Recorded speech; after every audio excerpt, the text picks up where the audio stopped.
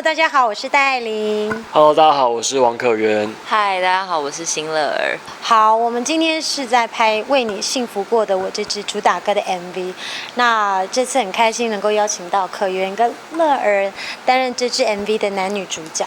然后这支 MV 呢，最主要是在讲述可元呢就是喜欢了乐儿很久很久，然后呢想要把他占为己有，所以把他囚禁在一个密室里面。但是经过长时间的囚禁呢，其实乐儿也爱上了可元，就是有一点病态的剧情，但是我觉得在爱情里面其实没有什么对跟错。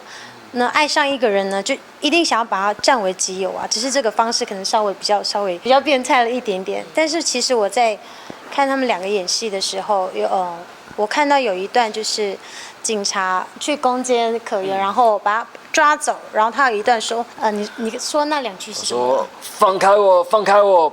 然后最后的方法是我想要求他们不要把他带走，因为我觉得比起去抵抗，最后就是央求，我觉得央求的过程更让人难过。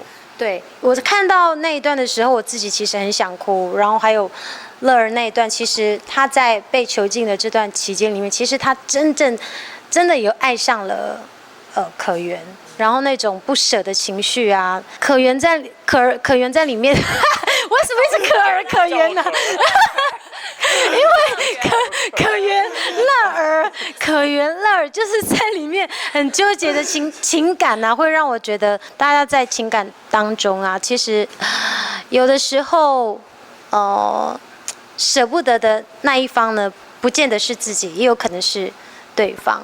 所以其实为你幸福过的我这支 MV， 我觉得两位在剧情里面表达的非常好，然后让我觉得非常感动。耶！怎么办？我一直那个。先讲可元哈，因为可元跟艾里希还蛮有缘的。对。上一张专辑你也拍过那个《暗能量》。然后这次又跟艾琳合作，可以聊一下你感觉是怎样？感觉是我觉得蛮不一样的东西。上次在《暗能量》里面饰演一个，也是追求爱情，但是我追求的是比较也是很让人舍不得，但我是推着一个轮椅的女孩。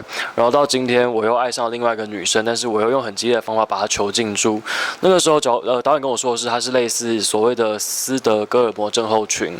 对，然后那个时候我拿到脚本之后，我超级期待，然后想说又可以见到艾琳，所以其实蛮开心的，对啊，这次见到我觉得什么不一样吗？越来越瘦，是不是很会讲话？没有啦，我刚刚想说你会不会就是不认识我，就是会不会就是想要考你？不会不认识你呀，就在我们不是这个意思，不对，是想说你记不记得暗了亮的我没有遇到过？